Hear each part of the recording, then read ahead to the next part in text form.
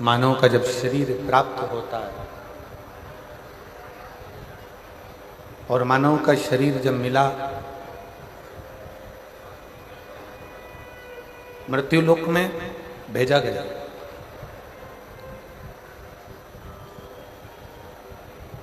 मछली का जन्म हुआ तो जल से पूछा कि ये मछली तुम्हारे पानी में रहेगी, तुम्हें कोई दिक्कत तो नहीं है? क्या आप इस मगरमच्छ को, मछली को, जल में रहने वाले जीवों को संभाल लोगे? जल ने कहा कि हम बैठे हैं, जब तक जल में रहने वाली मछली, मगरमच्छ, जल के जीव जब तक जल में हैं तब तक वो सुरक्षित है, उनका बाल बांका नहीं होने देंगे हम। फिर पृथ्वी से पूछा कि ये वृक्ष लगना है,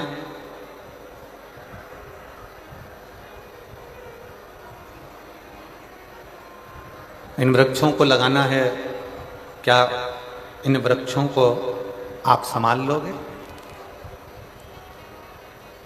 पृथ्वी ने कहा कि तुम चिंता मत करो, इन वृक्षों को जन्म दीजिए। ये वृक्ष, इनकी जड़ जब तक मिट्टी में रहेगी, पृथ्वी से लगी रहेगी, तब तक इन वृक्षों का कुछ भी बिगड़ने वाला नहीं। थोड़ा ध्यान से सुनिएगा कथा।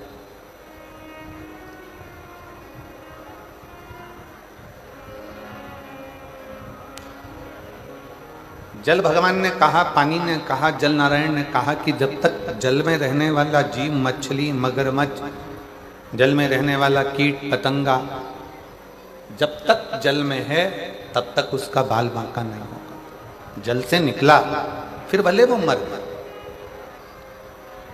जल से निकलने के बाद भले फिर वो प्राण छोड़ा। पृथ्वी ने कहा कि वृक्ष, पेड़ पौधे पृथ्वी पर रहेंगे, जब तक वो मिट्टी का संग रखेंगे, जब तक वो मिट्टी को अपने पास में रखेंगे, जमीन को, पृथ्वी को, मिट्टी को जब तक वो नहीं छोड़ेंगे तब तक इनका बाल बांका नहीं होने वाला। ये सूखेंगे नहीं, ये मरेंगे नहीं। अब वायु से पूछा, तुम पक्षी को रख सकते हो, परिंदे को रख सकते हो? तो कहा जब तक वायु में परिंदा है, पक्षी है, तब तक मैं उनका बाल बांका नहीं होने दूंगा। जलचर के लिए जल ने कह दिया, वृक्षों के लिए पृथ्वी ने कह दिया, पक्षियों के लिए वायु ने कह दिया, पशुओं के लिए जंगल ने कह दिया। अब आई बारी केवल एक मनुष्य की, केवल एक मानव की।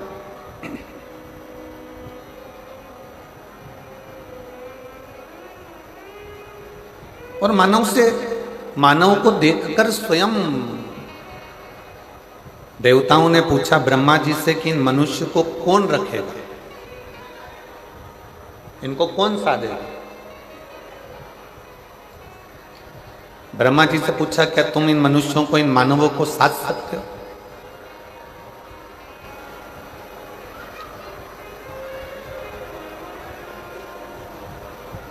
अच्छा, ये विचार करिए पहले तो कितना उल्टा ज्ञान हम भारतीयों को दिया जाता है। विदेश के लोग इस ज्ञान को नहीं मानते। कौन सा ज्ञान? कि मानव बानर से चालू हुआ, बंदर की योनि से चालू हुआ तो वो मनुष्य बना। बानर से उसकी जिंदगी चालू हुई, पहले मनुष्य बंदर था, बंदर से ऐसा बना, बंदर से वैसा बना, बंदर से फिर वो मानव बना। ईमानदारी से बोलना, अगर बंदर से मानव बनता होता तो दुनिया में इतने सारे बंदर हैं, वो सारे मानव नहीं बन जाते।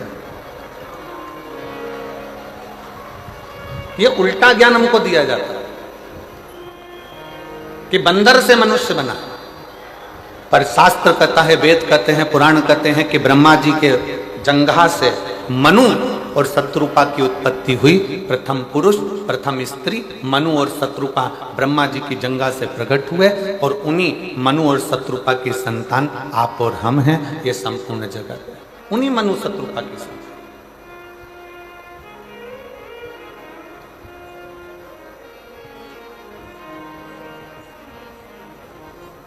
और ज्ञान क्या दिया गया? कहा क्या गया कि आप और हम बानर से पैदा हुए, बंदर की योनि थी, बंदर से मनुष्य बनते चले गए, मानव बनते चले गए। अरे भाई, अगर बानर से मानव बने होते तो इतने बंदर संसार में ना रहते, फिर वो भी मानव बन जाते। केवल सनातन धर्म की लेखनी को दबाने के लिए लोगों ने अपनी लेखनी को प्रकट किया।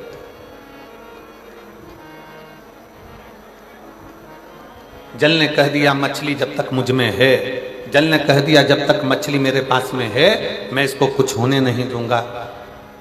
मिट्टी ने कह दिया कि जब तक वृक्ष मेरे से जुड़ा है मैं इसको कुछ होने नहीं दूंगा। अब बारी आई मनुष्य की। ब्रह्मा जी से पूछा है इन मनुष्य को आप रख सकते हो? ब्रह्मा जी ने मना कर दिया। भगवान नारायण से पूछा, नारायण ने भी कुछ कहा। तब भगवान शंकर से कहा कि इस ब्रह्मा ब्रह्मलोक में रहेंगे, भगवान विष्णु बैकुंठ लोक में रहेंगे, और रहेंगे तो केवल मृत्यु लोक में शंकर भगवान। अब इन मनुष्यों को संभालेगा कौन? इन मानवों को कौन संभाल सकता है? तब उस जगह पर स्वयं भगवान शंकर सामने आकर खड़े हो गए ब्रह्मा और विष्णु के सामने और कह दिया तुम चिंता मत करो, जब तक मनुष्य पृथ्वी पर रहेगा, माँ के गर्भ में बच्चा आएगा, उस दिन से लेकर जब वो मरेगा तब तक शंकर भगवान कहते हैं मेरी जवाबदारी है उसको लेकर आगे बढ़ने की और उसको संभालना।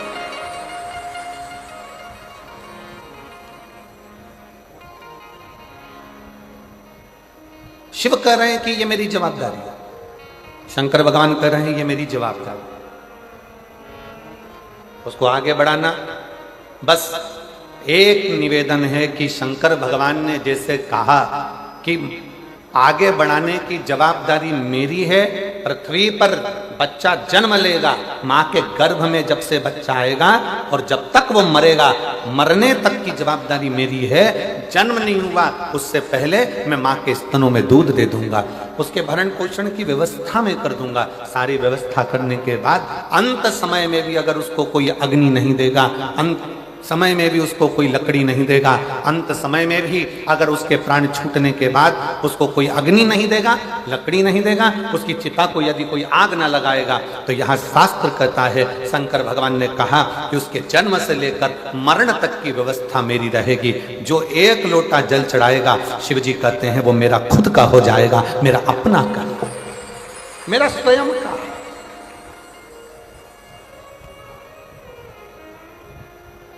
और मैंने तेरे ही भरोसे बाबा, तेरे ही भरोसे हवा बिच उड़ती जावांगी बाबा, डोर हत्तो छड़ी नावे कटी जावांगी। भोले मैं तेरी शंभो मैं तेरी हवा बिच उड़ती जावांगी बाबा, डोर हत्तो छड़ी नावे कटती जावांगी। मछली जब तक पानी से जुड़ी है मछली का बाल बांका नहीं होता, वृक्ष जब तक मिट्टी से जुड़ा है वो वृक्ष का बाल बांका नहीं होता, पौधे का बाल बांका नहीं होता, और मनुष्य जब तक शंकर से जुड़ा है तब तक उसका बाल बांका नहीं होता। शिव उसको संभाल लेते। बोल बम का नारा है, जरा जम के बोल बम का नारा है, उसका बाल बांका नहीं, वो संभालता है, वो बैठा है संभालने वाला, वो संभाल वो संभाल लेता है।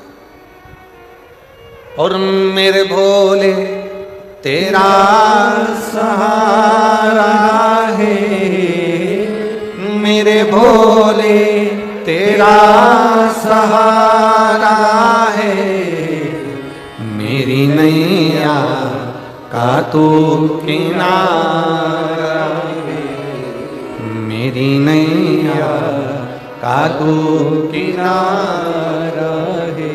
ओ मेरे बाबा तुझे पुकारा है, मेरे बाबा तुझे पुकारा है, मेरी नैया का तू किनारा है, मेरी नैया का तू किनारा है। हम उसके आश्रित होकर जिए।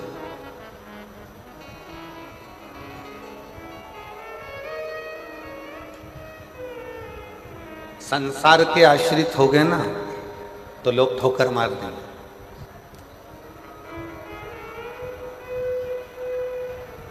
जगत के आश्रित हो गए तो भी लोग ठोकर मार देंगे, पर उस महादेव के अगर आश्रित हो गए तो ठोकर नहीं मिलेगी, ठोकर नहीं मिलेगी।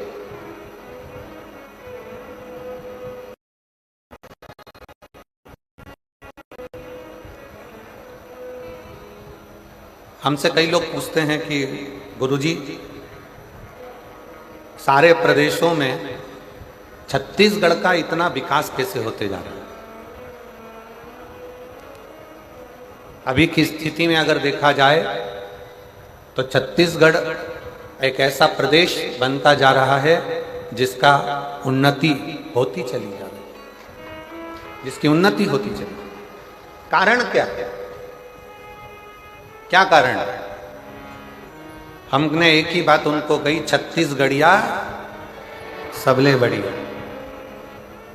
छत्तीसगढ़ का जो रहवासी है, छत्तीसगढ़ में निवास करने वाला जो एक मनुष्य है, जो छत्तीसगढ़ का रहने वाला है, ओरिजिनल छत्तीसगढ़िया है, वो दिल से भगवान का भजन करता है, दिखावा नहीं करता है। एक लोटा जल शंकर जी को चढ़ाता है और पूरा छत्तीसगढ़ शिवमय है, पूरा छत्तीसगढ़ देवीमय है। शिव और शक्ति की आराधना में पूरा छत्तीसगढ़ डूबा रहता है। और जब छत्तीसगढ़ शिव और शक्ति की आराधना में डूबा रहता है तो यहाँ के मनुष्य को शक्ति प्राप्त होती है, बल प्राप्त होता है।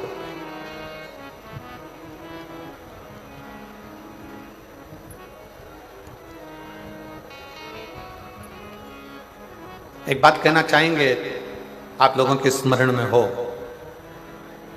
दूसरे प्रदेशों में छोटे छोटे गांवों को छोड़कर गांव में रहने वाले ग्रामीण शहर जाकर अपना मकान बना रहे हैं और वहां रहने की तैयारी कर रहे हैं। पर छत्तीसगढ़ का किसान, छत्तीसगढ़ का खेती करने वाला एक ग्रामीण, छत्तीसगढ़ में गांव में रहने वाला एक किसान जो धान की फसल लेता है, जो धान बोता है, वो अपना गांव नहीं छोड़ना चाहता, क्योंकि उसको मालूम है ये धान का कटोरा है और यही हमारा भरण पोषण का स्थान है। यही है।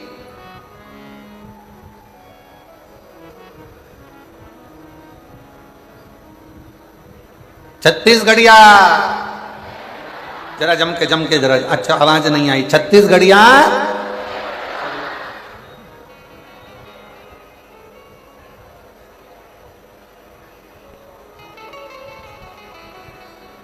जल मछली से कहता है तुम मुझे मत छोड़ना, मैं तुम्हारा साथ निभाऊंगा, साथ निभाऊंगा। पृथ्वी वृक्ष से कहती है तुम मुझे मत छोड़ना, मैं तुम्हारा साथ निभाऊंगा, मैं तुम्हारा साथ निभाऊंगा। और शिव कहते हैं, भगवान देवादिदेव महादेव कहते हैं, भगवान शंकर कहते हैं कि तुम एक लोटा जल चढ़ाना मत छोड़ना, मैं तुम्हारा साथ निभाऊंगा, आखिरी तक निभाऊंगा, आखिरी तक।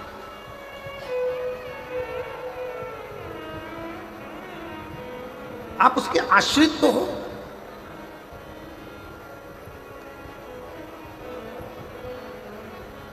कल एक व्यक्ति ने प्रश्न किया, हमको तो मालूम, हमको लगता था कि जसपुर में कोई प्रश्न नहीं करेगा, पर बहुत अच्छा प्रश्न जसपुर के लोगों ने कल करा।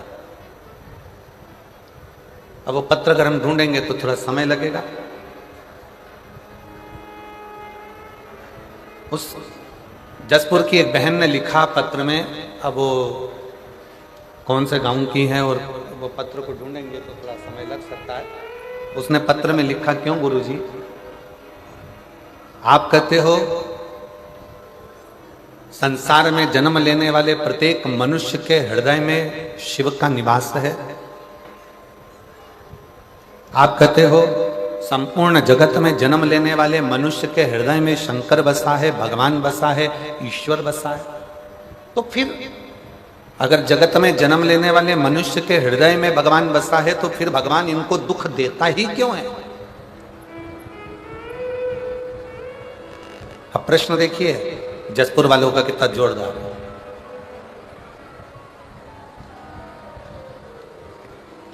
सबके हृदय में सब में रब समाया है, जित देखो उस रब की ही माया। यदि सबके हृदय में, सबके चित्त में, सबकी वृत्ति में, सबके मन में, सबके हृदय में शंकर बैठा है, यदि सबके अंदर शंकर विराजमान है, ईश्वर विराजमान है, शिव विराजमान है, भगवान विराजमान है, तो फिर भगवान इनको दुख देता ही क्यों है? क्योंकि भगवान ही तो बैठा है ना सबके हृदय में। फिर दुख देने का कारण क्या? फिर तकलीफ देने का कारण क्या? क्यों दुख दे रहा है, क्यों तकलीफ दे रहा है? तो मेरी जीजी जिसने ये प्रश्न किया है, जिसने ये प्रश्न करा है, जिसने ये प्रश्न पूछा है, शंभू जिसने ये प्रश्न पूछा है, जिसने ये प्रश्न किया है, मैं उसको कहना चाहूंगा कि भगवान सबके हृदय में विराजमान है, सबके दिल में बैठा हुआ है। बस दुख की चपेट में वो आता चले जाता है जिसने कभी अच्छे सद्गुरु का सत्संग नहीं किया, जिसने भक्ति को अपने हृदय में उतारा नहीं, जिसने भक्ति को अपने हृदय में नहीं उतारा। गुरु नानक देव जी ने एक बात कही अपनी वाणी में,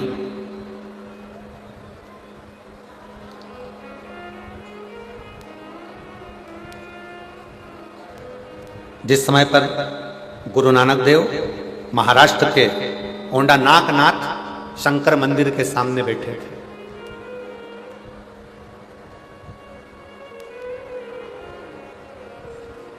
जिस समय पर गुरु नानक देव जी ओंडा नागनाथ महाराष्ट्र के शिव मंदिर की साक्षी में बैठे हुए थे, तो वहां पर उन्होंने संत नामदेव जी से कहा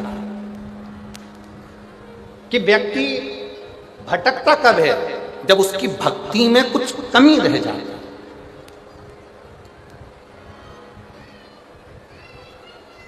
जब उसके विश्वास में कमी रह जाती है, उसके भरोसे में कमी रह जाती है।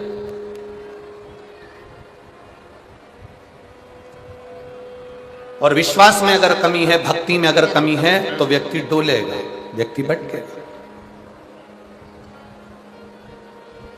और यदि विश्वास पक्का है, भक्ति पक्की है, दृढ़ता पक्की है, तो व्यक्ति नहीं डोलेगा। कितना सुंदर कहा है, आपका विश्वास यदि महादेव के प्रति है, आपका विश्वास यदि परमात्मा के प्रति है, आपका भरोसा यह पक्का है कि मेरे सनातन धर्म में जो 33 कोटि देवता हैं वो मेरे लिए बहुत कुछ कर सकते हैं, तो तुम दुनिया में कभी नहीं भटकोगे, दूसरी धर्म की ओर नहीं जाओगे, आप नहीं भटकोगे।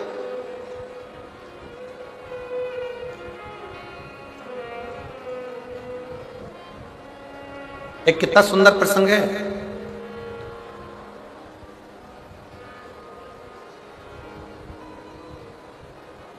मध्य प्रदेश की भूमि पर जन्म हुआ था बैजनाथ मिश्र का।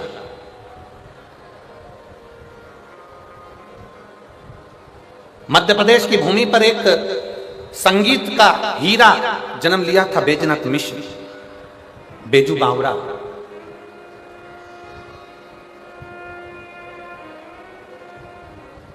और ग्वालियर के राजघराने में वो बेजू बावरा अपनी संगीत की कला देता था।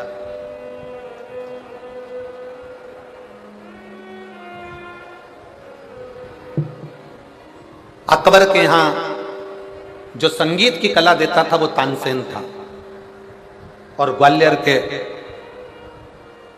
राजघराने में मानसिंह के उस राज्य में, ग्वालियर के राजघराने में अगर कोई संगीत की सेवा देता था तो वो बेजू बावरा था। बेजू बावरा।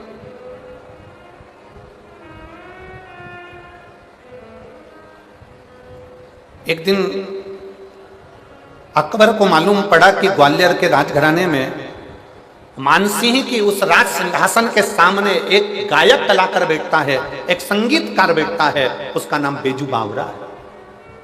बेजू बावरा क्यों? किस लिए? क्योंकि वो संगीत में इतना डूब गया था, संगीत में इतना डूब गया था, इतना संगीत में डूब गया था कि 24 घंटे वो संगीत की कला से बाहर ही नहीं निकल पाता था। तो लोग ने उसे पागल कहना प्रारंभ कर दिया, बावरा कहना प्रारंभ कर दिया। नहीं तो उसका नाम था बैजनाथ मिश्र।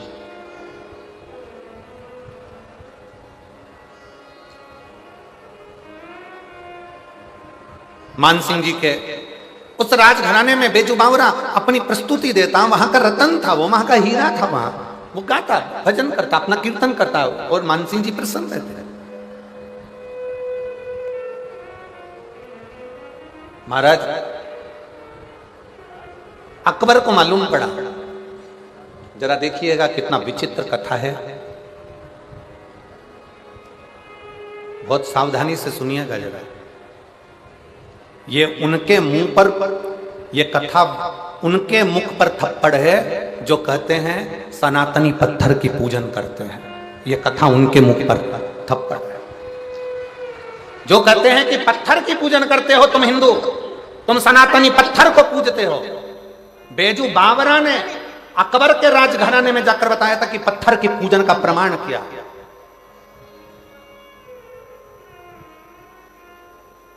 बेजू बावरा ने अकबर के राजघराने में खड़े होकर कहा था कि हम मुर्दे नहीं पूजते, हम पत्थर पूजते हैं और पत्थर को पिघलाकर परमात्मा बना देते हैं। ये बेजू बावरा ने कहा, ये बेजू बावरा कहता है।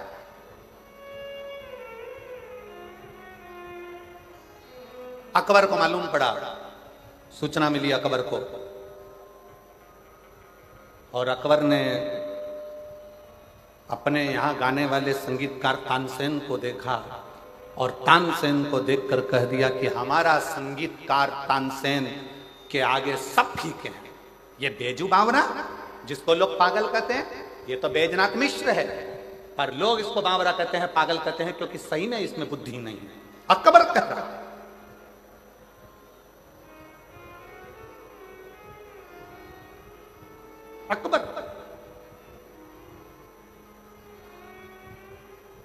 अकबर के हृदय में थोड़ी सी ईर्ष्या जागृत हो गई।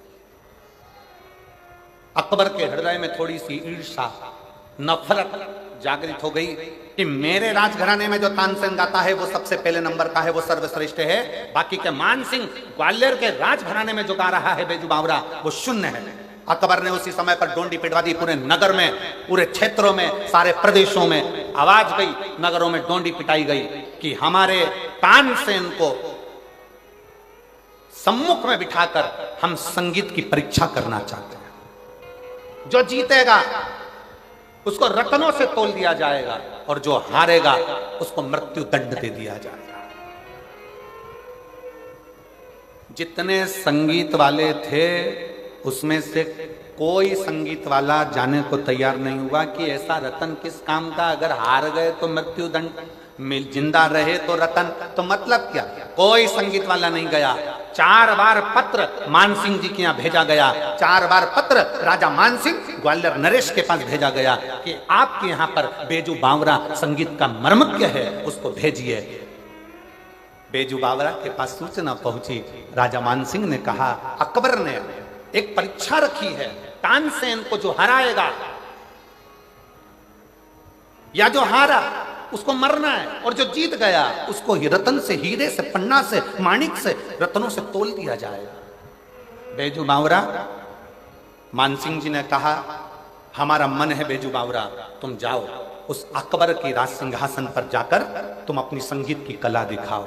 बेजू बावरा ने कहा मानसिंह जी से, क्योंकि बेजू बावरा शंकर का परम भगत था, शिव का भगत। बेजू बावरा, बैजनाथ मिश्र, उनके पिताजी शंकर की उपासना करते थे, उनकी मां शंकर की आराधना करती थी, वो स्वयं शिव की आराधना करते थे। शंकर पर 1 लोटा जल, शंकर की भक्ति करना, शिव की आराधना करना, शंकर के मंदिर में बैठकर शिव के सम्मुख में, शंकर की साक्षी में, नटराज की साक्षी में अपनी संगीत की कला का आनंद लेते थे। जो गुरु सिखाते थे वो बेजू बावरा शिवालय में बैठकर शंकर की साक्षी में अपनी संगीत की कला को निखारता था, अपनी संगीत की कला। और शिव महापुराण की कथा कहती है, शंकर की कथा कहती है, अगर बच्चा पढ़ने में कमजोर है, बच्चे का विवेक कमजोर है, बच्चे की बुद्धि कमजोर है, बच्चा सक्सेस नहीं हो रहा, सफलता नहीं मिल रही है, उसका जॉब नहीं लग रहा है, कहीं वो आगे बढ़ नहीं पा रहा है, तो उन बच्चों से निवेदन है शंकर के मंदिर में एक लोटा जल चढ़ाओ, थोड़ा सा जल झेल कर नंदी के पास बैठकर उस जल का आचमन करना प्रारंभ कर दो। तुम्हें खुद मालूम पड़ने लगेगा कि तुम जो पढ़ रहे हो तुम्हें याद होना चालू हो जाएगा, तुम अच्छे से अच्छे नंबर पाकर आगे बढ़ना प्रारंभ कर दोगे। विद्या अध्ययन भी करो, खूब पढ़ो, लगनता से पढ़ो, अपना कर्म करो, रात दिन एक करो और शंकर जी पे एक लोटा जल चढ़ाकर पीना प्रारंभ करो। जो माताएं कहती हैं मेरी याददाश्त कमजोर हो गई, मैंने सामान यहाँ रखा था भूल गई, ना जाने कैसे सामान भूल गया, ना जाने कैसे ऐसा हो गया। जो माताएं कहती हैं, भाई लोग कहते हैं हम भूल जाते हैं, याददाश्त कमजोर हो गई, 60 के ऊपर के हो गए इसलिए याददाश्त चली गई। नहीं, अगर आपकी याददाश्त जा रही है तो आप शंकर जी को एक लोटा जल चढ़ाना प्रारंभ करो, अपने घर से जल भरो, शिव के मंदिर में जाकर चढ़ाओ, उस जल को झेलो, नंदी के पास बैठकर आचमन कर लो, उसको पी लो। आपको खुद मालूम पड़ेगा 20-22 दिन में, 1 महीने में आपको अंतर दिख जाएगा कि मेरी याददाश्त पहले जैसी थी मजबूत वैसी की वैसी और हो गई, अब मैं भूल नहीं रही, अब मैं भूल नहीं रहा। बैजनाथ मिश्र जी के, बेजू बावरा जी के माता पिता ने बेजू बावरा को शंकर के मंदिर में बहुत रुचि प्रदान कर दिया। बेजू बावरा तो शिव का उपासक भी था और गायन में भी प्रबल, शिव भक्ति भी और साथ में गायन। शंकर को नटराज मानकर जो गायन की विद्या करता बेजू बावरा, कहा बेजू मेरा मन है। मान सिंह जी बोले जाओ उस अकबर के दरबार में जाओ और तानसेन के सामने संगीत की परीक्षा है, जाकर उत्तीर्ण होकर आओ, जाओ। बेजू बावरा ने विचार किया कि मानसिंह जी को क्या बोलूं मैं राजा मानसिंह, क्या कहा जाए राजा मानसिंह जी को। और बेजू बावरा ने राजा मानसिंह जी से कहा आपकी जैसी आज्ञा हो मैं वो करने को तैयार हूं, पर एक निवेदन है महाराज, एक निवेदन, बहुत सावधानी से कथा को सुनिएगा, ये दिल को छूने वाली कथा है, हृदय को छूने। महाराज मैं अकबर के राज्य में, मैं अकबर के प्रदेश में जाकर मैं परीक्षा देने को तैयार हूं, पर बात एक ऐसी है कि जो हारेगा, जो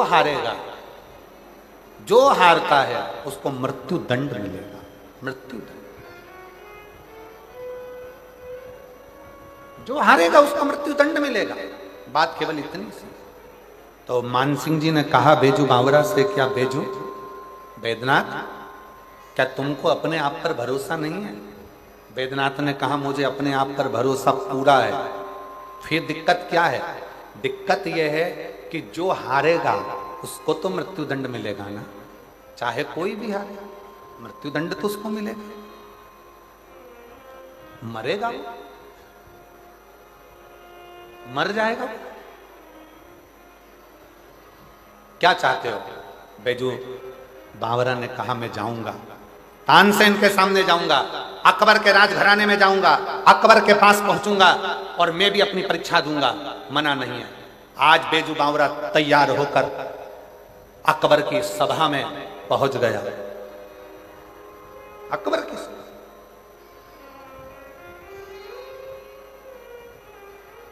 परीक्षा की घड़ी थी। अकबर ने कहा बेजू बावरा से, सुन रहे बेजू बावरा, मैंने सुना है तू मान सिंह जी के यहाँ पर गायन का बहुत बड़ा उस्ताद है, बहुत बड़ा संगीतकार है। तो बेजू बावरा ने हाथ जोड़कर अकबर के सामने कहा कि मैं काय का बहुत बड़ा उस्ताद तो मेरा वहीं रह गया, वो कैलाश अधिपति, वो शंकर, वो शिवालय में रहने वाला मेरा शिव, बोले वो उस्ताद, वो उस्ताद। बस मालूम है ना बेजू बावरा, जो हारेगा उसको मृत्यु दंड मिलेगा, मालूम है ना तेरे? जो हारेगा उसको मृत्युदंड मिलेगा। मालूम है तुझको? हाँ मुझे मालूम, मुझे ज्ञात। तुझे ज्ञात है? हाँ मुझे ज्ञात। और शंभु शरणे मांगू घड़ी दुख काटो, दया करीन दर्शन हो। शंभु शरणे मांगू घड़ी रे दुख काटो, दया करीन दर्शन हो। दया करीन दर्शन, शंभु शरणे मांगू घड़ी रे दुख काटो, दया करीन दर्शन। तेरे को मालूम है ना? हाँ मुझे मालूम। परीक्षा चालू हुई, एक तरफ तानसेन, दूसरी तरफ बेजू बावरा। परीक्षा चालू। तानसेन ने जो राग छेड़ा, ऐसा राग छेड़ा तानसेन ने कि जितने दीप लगे थे वो दीप जलना प्रारंभ हो गए। सारे दीप जलना प्रारंभ।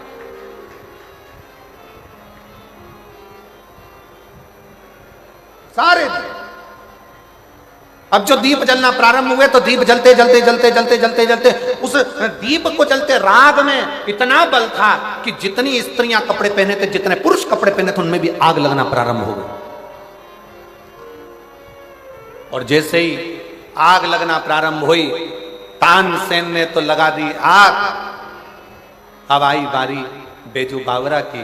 बेजू ने देखा कि सबके कपड़े जल रहे हैं, दीप जल रहे हैं, तो जो दीप जलते हुए देखा तो बेजू ने तुरंत अपनी राग को जो छेड़ा तो जल वृष्टि होने लगी, पानी गिरने लगा। और पानी गिरने लगा तो जितने दीप थे वो बुझने लगे। जो कपड़ों में आग लगी थी वो सारी की सारी बुझने लगी,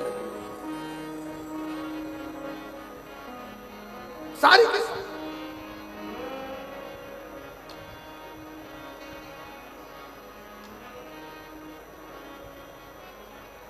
कपड़ों में जो आग लग रही थी वो बुझना प्रारंभ हो गई।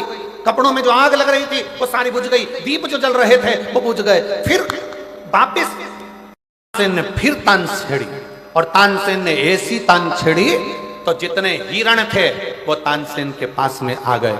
और जैसे हिरण आए, हिरण पास में आते से ही तानसेन ने एक माला निकालकर हिरण के गले में डाल दी। हिरण उस माला को पहनकर भाग गए।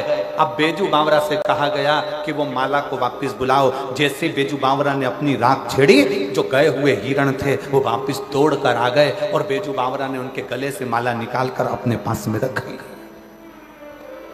अपने पास में रख। अकबर देखकर आश्चर्य में पड़ गया। अकबर देखकर आश्चर्य में पड़ गया। और अकबर आश्चर्य में पड़ते से ही अकबर को आ गया गुस्सा कि ये तो मेरे तानसेन को हरा रहा है। इतने में अकबर अपने सिंहासन पर बैठकर बेजू बावरा को कहने लगा, अरे बेजू बावरा, तुम हिंदू, तुम सनातनी पत्थर की पूजन करते हो क्या? पत्थर तुम्हारे पूजन करने से, पत्थर क्या तुम्हारे बोलने से पिघल सकता है? क्या पत्थर पिघल सकता है? जैसे ही बेजू बावरा को कहा, जैसे ही कहा, और बेजू बावरा ने राग मालकोस राग को जो गाया, जो बेजू बावरा ने जैसे राग मालकोस गाना प्रारंभ करा, क्योंकि तुरंत तानसेन के सामने बेजू बावरा से कहा गया, तुम सनातनी, तुम हिंदू पत्थर की पूजन करते हो क्या? पत्थर तुम्हारी बात सुनता है क्या? पत्थर तुम्हारे कहने से पिघलता है क्या? पत्थर पिघलेगा? बेजू बावरा ने कहा, पत्थर पिघला कर ही रहूंगा। और बेजू बावरा ने जो मालकोस राग गाना प्रारंभ करा, सामने देखा कि एक पत्थर अकबर ने सामने रख दिया। रखते से ही और जो बेजू बावरा ने भगवान शिव का नाम लेकर गाना प्रारंभ करा, पत्थर पिघलना प्रारंभ हो गया। पत्थर पूरा पानी की तरह हो गया। पत्थर पानी की तरह हुआ। बेजू बावरा ने अपना तानपुरा लिया, पत्थर को उस गीले से, उस जो पतला तरल पदार्थ बन गया था, जो पानी बन गया था, उसमें अपना तानपुरा रख दिया। तानपुरा रखा, बेजू बावरा ने गाना जैसे बंद करा, पत्थर ठंडा हुआ। ठंडा होकर वापिस वो तानपुरा उसमें गढ़ गया, उसमें जम गया। अब बेजू बावरा ने कहा तानसेन से, अब तुम गाओ और मेरा ये तानपुरा निकाल कर बताओ। तानसेन हाथ जोड़ लिया कि मैं इस तानपुरे को नहीं निकाल सकता। बेजू बावरा ने अकबर से कहा, सुन अकबर, तेरे नगर में मैं परीक्षा देने के लिए आया हूं, पर इतना याद रखना अकबर, अगर दिल में प्रेम हो, सच्चा विश्वास हो, सच्ची भक्ति हो, श्रद्धा भरोसा पूर्ण हो, तो पत्थर भी पिघलता है। इसलिए हिंदू पत्थर की पूजन करता है।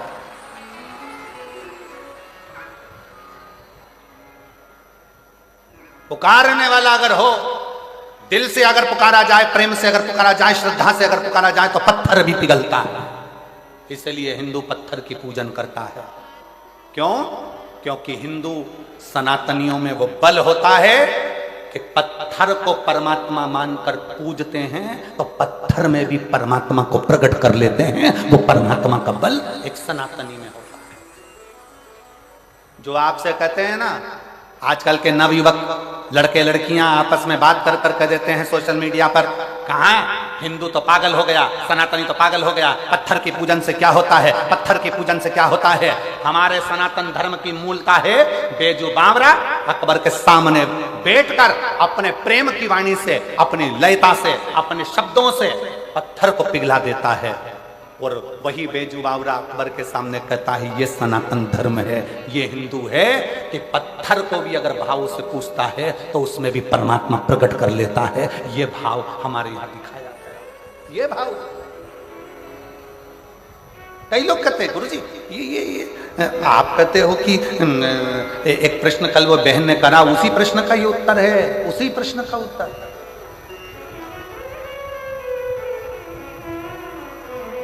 कि सबके हृदय में शिव है, सबके हृदय में भगवान है, तो फिर भगवान दुख क्यों देता है? क्योंकि हमारी भक्ति हम प्रकट नहीं कर पाते, हमारा विश्वास हम प्रकट नहीं कर पाते, हमारी श्रद्धा हम प्रकट नहीं कर पाते। भगवान तुम्हारे छल से कभी प्रसन्न नहीं हुआ, भगवान तुम्हारे दिखावे से कभी प्रसन्न नहीं हुआ, भगवान तुम्हारे कपट से कभी प्रसन्न नहीं हुआ। तुमने बहुत सारा अपने शरीर को मालूम पड़े चंदन लगा लिया, खूब अपने खूब सारा बाल बढ़ा लिया, खूब सारा वस्त्र भी पहन लिया, खूब आडंबर भी कर लिया, और सोचो कि परमात्मा तुम्हारे सामने प्रकट हो जाए। परमात्मा प्रकट नहीं होता। परमात्मा को प्रकट करने के लिए निर्मल मन सो मोहि पावा, मोहि छल छिद्र कपट ना भावा। तुम्हारा नूतन मन होगा, हृदय होगा, तो परमात्मा प्रकट हो सकता।